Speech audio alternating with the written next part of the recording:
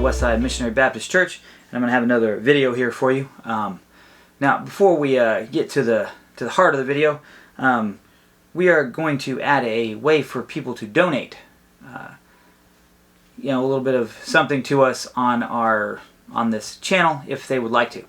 Now, if you do not donate to me, I will not stop doing the videos. The videos will continue. This is something we're going to do. It's just if you would like to help us out, it would be a blessing to us, to me and my family. And we could also upgrade our equipment if we had a little more money towards that. So maybe that we could do some live streams, and we could also use this equipment at the church here to do live streams, because we would like to live stream all of our services. It would be handy for our members who can't make it when their illness is going around, like the illness that is going around currently that's keeping a lot of people from doing the things they do. And being away from church is not a great thing for people, so we're hoping to be able to facilitate a way for them to see us, to be there even when they can't be there physically. So that's just a little thing that we're going to do. Also, like always, like, comment, and subscribe. That is actually more important to me than even if you donate to us. So like, comment, and subscribe. Make your comments good. Tell me something in there. Argue with me if you want to, or if you agree with me, tell me that I'm doing a good job. Either one of those would be great. So today we're going to talk about something that was sparked by a debate of sorts, argument, whatever you want to call it, that I am currently having on Facebook. I know, you shouldn't have arguments on Facebook, but, well, maybe you should. So I do it in the comment section so that everybody can see it, and also I'm going to post this video to the comment section so that they can see this video if they want to. There is a site called, or a Facebook page called Moneyless Society, which is kind of a strange name for a site, but that's what they're doing. Their goal is to produce a moneyless society. And I'm turning something on my computer here that I forgot to before, because I've not used it before during one of these things, so I can read it. We will post some of these things up for you to see, so that you can also see these things that we're talking about. So, Moneyless Society. They have a goal to make society moneyless. Now, this sparked an idea for me. Now, I'm not for a moneyless society. That doesn't make sense. I don't know how you would do that. Maybe they do. We'll link their website later, or in the description, not later. I can't link it verbally. That would be silly. So one of the things I want to talk about in this is, if you're a Christian, you might have a job, right? And if you're not a Christian, you might have a job. A lot of people have jobs, probably most people. And what I want to talk about is being a person who has a job, and how to do that so that you're not miserable. Because people get jobs and they're miserable. That's what these Facebook posts was about. And I'll read them later when I get to that. It's in my stuff here. Now, as a Christian, it's difficult sometimes to find a job that will accommodate for your Christian schedule. Because a Christian has a schedule, right? He's got to be at church on Sunday. He's got to be at the church sometimes on Saturdays and some other days where you have events and things. And that's tough. And if you have a secular job, well, that makes it even harder. And even though I'm a pastor, I also have a secular job. I get in a car and I drive places and give them pizza. And they pay me. Well, they pay the company. Sometimes they tip me, though, which is a nice thing, because then I take that money home and buy groceries with it and things like that.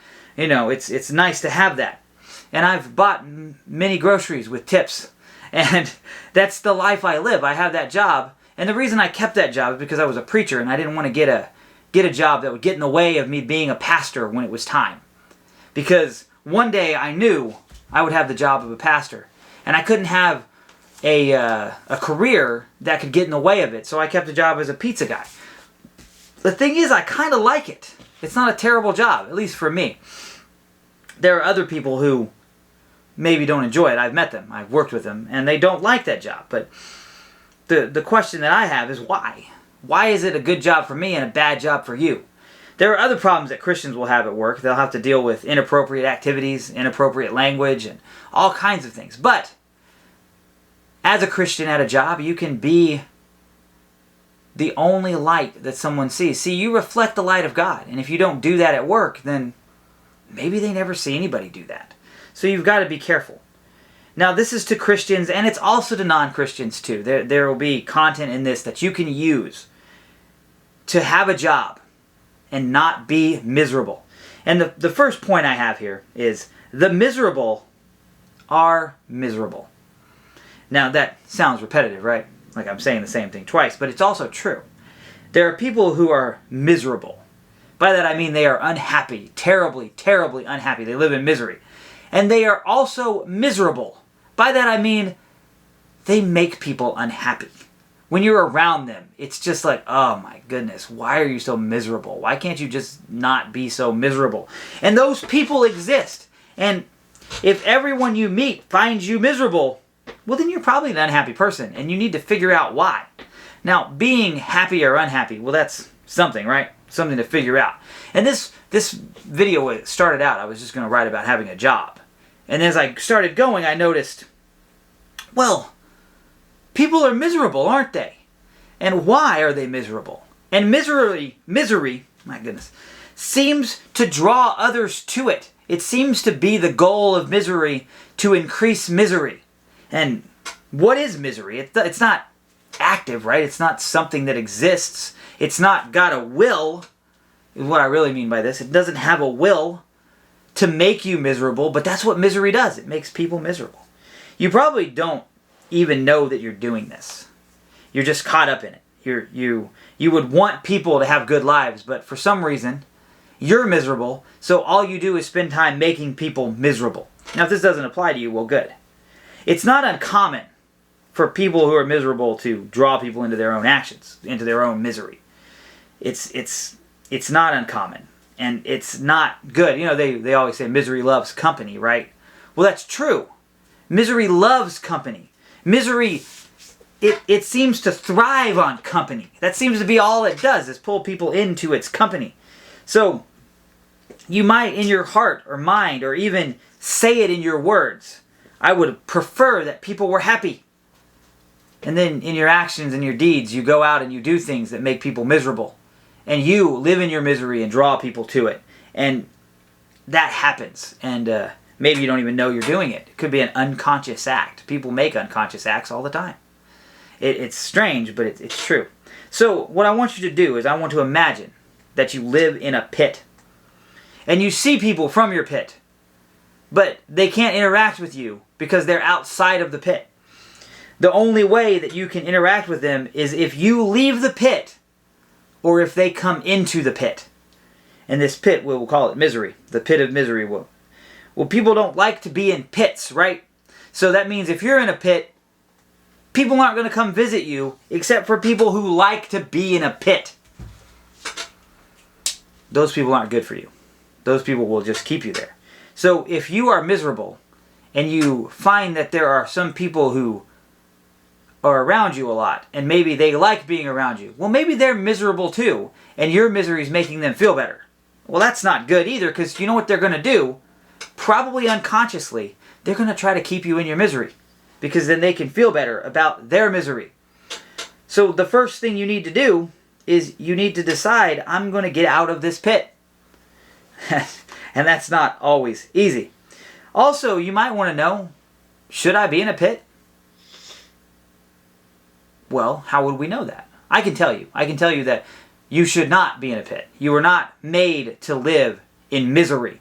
And I can tell you this because in Genesis chapter 1, verse 27, the Bible says, so God created man in his own image. In the image of God created he him. Male and female created he them. Now, why is that important to whether or not you are miserable? Well, as a preacher, you know, it's not going to be long before I bring up the Bible, because the Bible is how I understand everything. If the Bible says it, then I believe it, and it makes my life a little better to act it out. So this is a good verse here. This is where man enters into the world, and he's not put here in a pit, right? He's put here in a garden, and a well-watered garden, and a garden full of food and wonderful things, and a garden that he can maintain and dress and keep so that he can also be happy. Well, that's an interesting thing, right? So God puts a man in a good place, and he makes a man in his image. That means that you, as a descendant of Adam, are in the image of God. And God didn't make you to be miserable, even though you might be miserable. And your miserable actions lead to more misery. So if you're miserable, you are causing misery. And you need to stop. You see, if you believe that life is meaningless, well, that's going to have even more misery. And that's how it is. Misery begets misery begets misery. And then you live as a miserable person. So what will happen is you will bring your misery to work, and then you will be a miserable employee. And no one will like you. That's important. No one will like you. You ever see children playing? And you find that most of the children can get along. They all play together, and they play games, and they do this and they do that, and they all seem to do well. And then you have this one kid who's selfish and miserable. And I know it's mean to say this about a little kid, but I've seen it happen. And these poor little selfish children, it's not necessarily their fault. Usually it's their parents' fault because they're just little kids. You get a 4-year-old who's selfish, it's not his fault. He doesn't know. And I've seen this before. And then what happens is nobody will play with them because they're selfish and they're unpleasant and they're miserable. And nobody wants to be miserable, so the other kids, they go away and they play with each other, and they don't play with the kid that always drags everything down into selfishness and misery and into what we call the pit. That's what we're going to call it for the rest of this because I like that term. You see, if you're in a pit, no one wants to be in the pit with you. So you're not going to have people with you. So Proverbs chapter 18 and verse 24 says something very interesting about friendship. A man that hath friends must show himself friendly. And there is a friend that sticketh closer than a brother.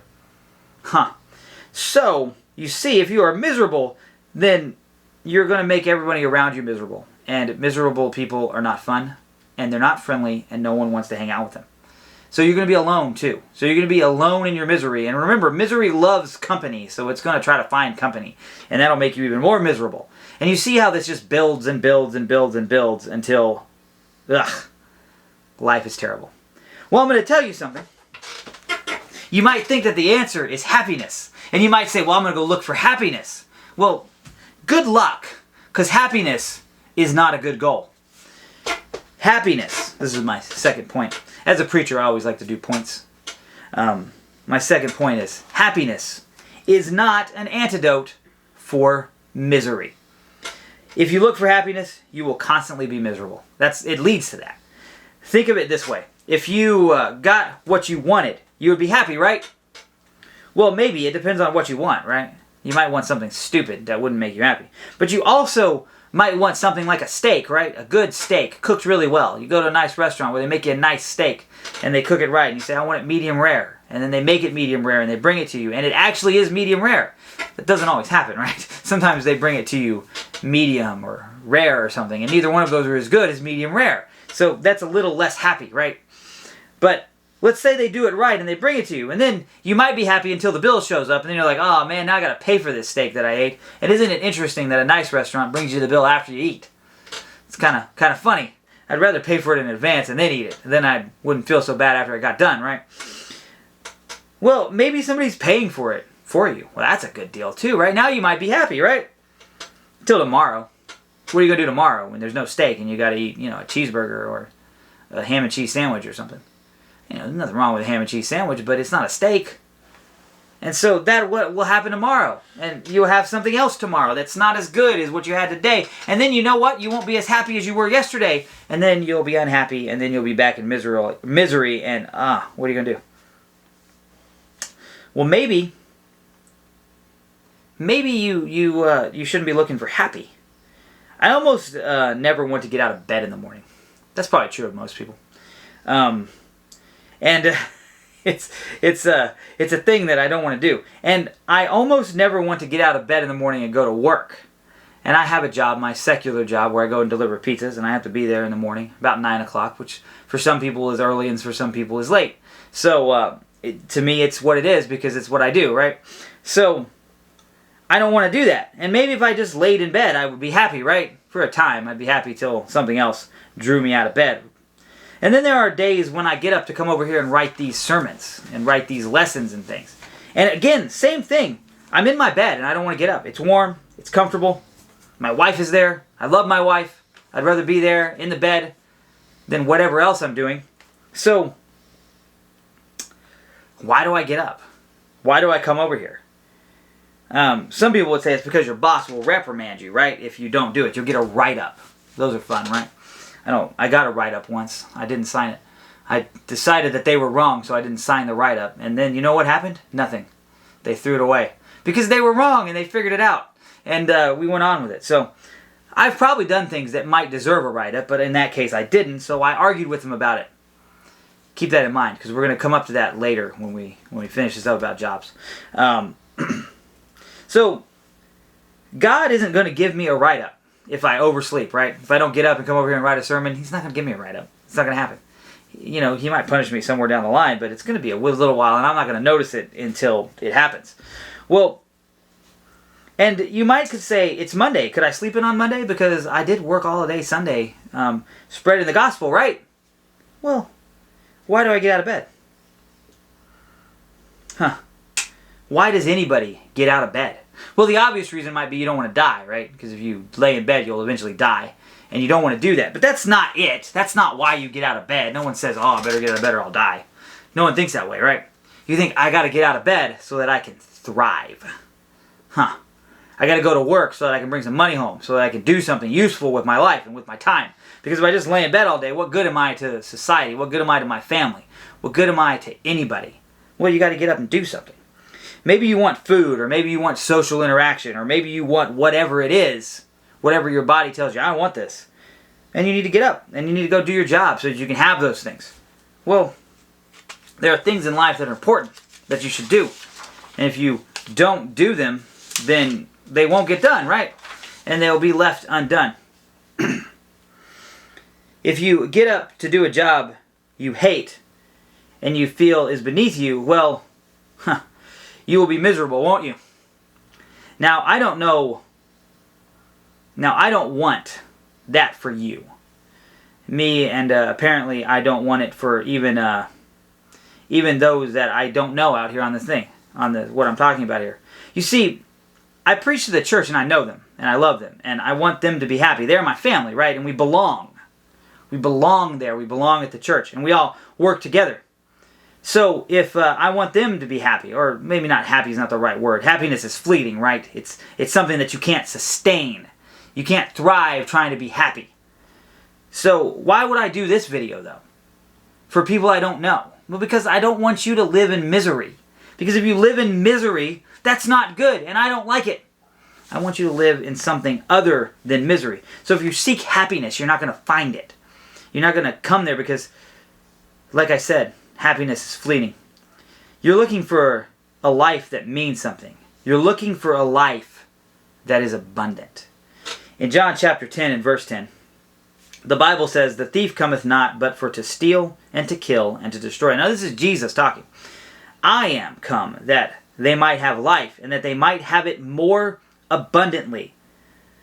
See, that's my third point. That you might have life more abundant. You see, there is a life that is more abundant. What does it mean to have a life that is more abundant? Can you live more than others? Yes. Yes, you can. That's something I'm telling you. You can do that. You can live more than others. Some people don't really live. They just exist. You can thrive. And that's what we call it when you live more than others. When you have an abundant life, we call it thriving. And there are people who thrive, and there are people who live in misery. They live in the pit. You cannot be happy all the time, but you can thrive. You can live a life that means something. That is a life that is more abundant. People miss out on a lot of good times because they are constantly thinking about the bad. Well, don't do that. Now to this debate that I had on Facebook and how it applies to you and your job. So, on this moneyless society, I just was scrolling through and somebody posts these things, somebody that I know, so I looked it up. And this is what it said, and this is a sad thing. And it says here, my coworker passed away yesterday, and they were about to fire him for not showing up. These jobs do not, and they do not care about you is what I'm going to say. There's an acronym here for something with a swear word in it, and I don't like to swear, so I'm not going to.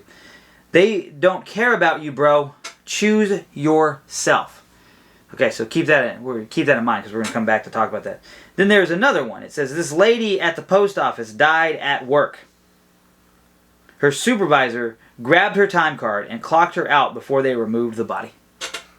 Now, I'm going to tell you what I posted on here because if you scroll through the comments on this, you will find that there are a lot of this a lot of people talking about how terrible things are. You know what? I can do it right now. I can scroll through the comments maybe. Coworker that have had heart attacks at my job took attendance points for being taken away in an ambulance. We currently have a guy who is awaiting a skin graft on his foot for a work-related severe burn. They are fighting the ER because they gave pain meds. Makes it recordable. And making him sit in the break room for his shifts, sorting time cards. Chronos outrage? I don't know. To avoid a loss of time. And there's a bunch of this. I worked a 10-hour shift with a bowel obstruction the size of a golf ball. I was the med aide, so I had to legally stay until I could hand the keys to another certified tech. I had to walk to the bus stop a half mile, take a bus, and walk 2 blocks to the hospital, wait an hour in intake, get turned away from that hospital, private/Catholic, go to the other hospital by the bus. You see where this is going. Well, there's a lot of this. There's one that says money is the god of capitalism. And people have these kind of struggles. And I'm not wanting to diminish the struggles that these people are having. That is a terrible thing. But I posted this because this is what happened to me. I had a seizure at work. The company I worked for called an ambulance for me. Now, I'm not talking about the church, by the way. I'm talking about the pizza place that I work for where I deliver pizzas. Called an ambulance for me. They gave me 6 months off. Now, some of that was they had to.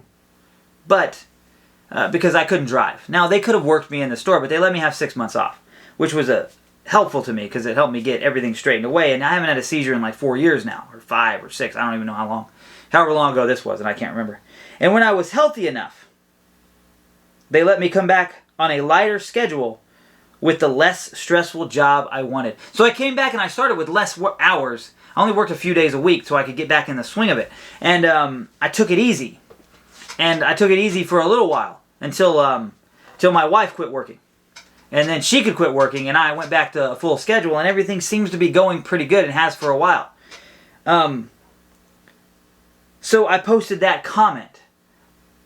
And later on, they when I was promoted to a pastor at this church, they let me cut back on the days that I had. And I'm going to read that comment to you too. So that's what I posted in the comments. Now, why would I post that? That's a good question. And I didn't know why at the beginning. I just posted it. I thought, well, what they're saying here, there's something wrong in it. And right now I'm scrolling through it and looking at it. There's something wrong in this. There's some reasoning that this is no good. And I don't think it's great to have this. Now, I'll read you another comment that somebody sent back to me. You got lucky. Unfortunately, most Americans will never know this kind of support from their employers. Huh. Did I get lucky? I don't believe it's luck. But people believe that. So I posted this, and it's long, but I will read it in its entirety to you. If this is what I said. If all we have here is anecdotal evidence, then why is my anecdotal evidence of less value? Perhaps there is some reason, and maybe a more worthwhile endeavor would be to find out why. We should figure out what makes the difference. Perhaps my boss was better. Or maybe I was more valuable at my job, but why would that be, right? Do we speak up? Do we tell our boss our problems at work? Do they listen? There is no reason to let your surroundings control you. Don't do things that make you feel weak or used, or this is a word that I figured out how to spell, but I can't really say, commoditized. That means made into a commodity. And I put that on there because of this page, this Facebook page, and what they believe. They believe that people make people into commodities, and that's not a good thing. So don't do something that lets you feel that way. That's what I'm trying to say to them. You have to do, and I'm back to what I posted, you have to do your job, and you have to do it well. You can't be the guy who whines. You have to stand up for what is right. If you are the best worker, you are the least likely to lose your job. Does that mean you are responsible to speak up? Not just for you, but for your coworkers. This is getting long for a Facebook post, but I'm a preacher. That's another thing. When I was promoted to pastor, my job let me work less. I cut 2 days off. The days I wanted. They didn't argue with me, but if we stay busy, I stay, even if it's time for me to go home. They don't ask me, and I don't ask. They know I'll stay if they need me to. And I know they will send me home when they can. We have that deal. They pay me and I work. We have that deal. But they don't own me, and they know it, and I know it. I work when I'm there, and when I'm not there, they don't exist to me. And I do my real work. I study and teach the Word of God. Now, why am I saying this all? Why am I saying this all? I don't completely know. But I know if this helps anyone, then it's worth doing. There is more to this. There is a way to have a job and to be happy. Millions of people do it. So what's the difference? Why do I happily work 2 jobs, one of them being the job I want and one being a job to pay bills? Now, one would call it a great job. No one would call it a great job. I mistyped that. Apparently, that's not good.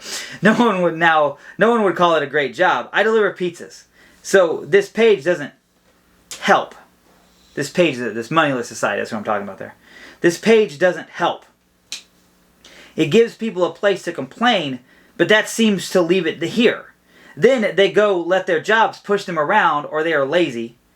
You can do a job well and bring home money to your family. That money brings food and clothes and air conditioning and entertainment. And maybe, just maybe, if you were lucky, a little comfort. A job can stave off chaos and can bring stability so you can raise your kids and take care of your wife. There is a way to live and be happy. But misery usually accompanies the miserable. Sometimes you have the wrong job, so go get the right job. Maybe it's you, but who can know that? Only you.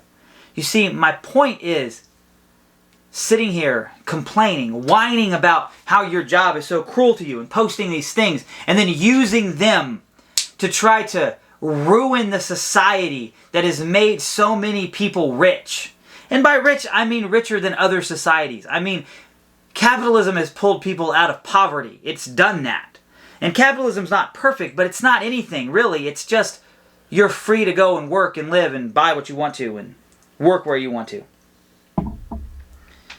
This was off the cuff, but I think it was accurate. I think it was good. And by off the cuff, I mean I wrote it and then I had my wife proofread it and then I made sure that it's what I wanted to say and then I posted it.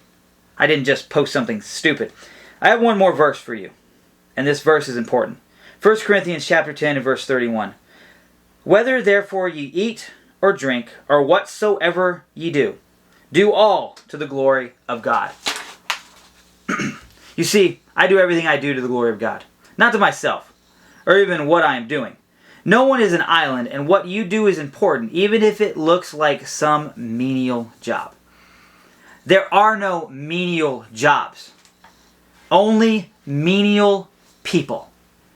People who make their lives menial. Who make themselves meaningless by taking a job that they hate and then being miserable about it and ruining the lives of everyone around them with their stupid, idiotic misery. Get rid of your misery and stop being so negative all the time. Life is not awful. You can live well if you will. You just have to. Don't do things that make you feel like you're a commodity. Don't do things that make you feel weak. Don't let your boss push you around. Trust God and live as if God is watching you work. Live as if there's something more, something better, some way to be happy. Or happy might be the wrong word, right? Because if you seek happiness, you're just going to find misery. Some way to seek that abundant life. But if you are some miserable jerk who uses the suffering of other people and try to institute a moneyless society, well, stop. Stop being a miserable jerk. And go out and do something with your life. And quit crying about how other people did something with their lives. And saying, well, you're just lucky. Because that means you don't have to do anything. You can just say, well, I'm unlucky. That means it's not my job to fix it. But it is your job to fix it. And if you won't do that, then be miserable and go live in your pit. And stop bringing it into the rest of the world. And shut up about it. Because no one needs to hear it. Stop being such a coward. And stand up for yourself. I like to listen to a guy named Jordan Peterson, and I'm reading his book. And one of his rules is to treat yourself like someone you're responsible to take care of. Well, do that! Take care of yourself. And don't be a miserable jerk. And don't get on the Moneyless Society's Facebook page and cry about how terrible it is to have a job. Be happy you have a job. Some people don't. Some people live in misery and real misery. And if you live in the United States, you already got a leg up on most of the world because we have a better system here. Because we have this Constitution, which is over here somewhere. We have this Constitution that allows us to be free, where I can have life, liberty, and the pursuit of happiness, and people leave me alone to do it. And I can make this video and tell you that you're a miserable jerk if you are one, but you don't have to be one. And if you take this to mean that I'm a jerk for calling you that, well, you're wrong. Go out and do something worthwhile with your life. Affect your family for the good. Affect yourself for the good. And you can do that if you live everything that you do to the glory of God. Well, then you won't be so miserable. I'm not miserable. I have a great time. I enjoy my life. I even enjoy my job. I get to sit there and drive around in my car. I listen to podcasts. I deliver pizzas. People give me tips. I do have to come inside and wash dishes and clean floors and prep food. And at least I don't have to cut onions anymore. They buy them cut now, which is wonderful. Because I don't like cutting onions. It's not fun. Your eyes water and you tear up. And then somebody comes back and makes fun of you. So, and for this comment that I made, I took some flack. I was called a snake oil salesman. Because right now I'm selling snake oil, right? Because that means that this wouldn't help you. But you know what? If you listen to what I say tonight and do it, then you won't have to be a miserable jerk who cries on some website, who cries on Facebook about how awful everything is. You can have a life that's better. You can have a job where they care about you. Because the people I work with care about me. Interesting, huh? And you don't want to hear something else? I care about them. Huh. Which was first, though? Me caring about them or them caring about me? Huh. Think about that. Do you show the proper care for your coworkers? Do you show the proper care for yourself? If you're not, then you're a miserable jerk. Go post on the Moneyless Society. Cry about how terrible everything is. Now, I know these are sad things. People pass away. And that's tough. And that's miserable. And it's sad. But it happens. And you're going to have something outside of you. Something to aim at. Something that transcends to get through these things. Now, you can go find our website on the church. And we have a church here. And we're willing to help you. If you come to our church, we'll do what we can to help you. Because that's what churches do. But you're going to have to help yourself.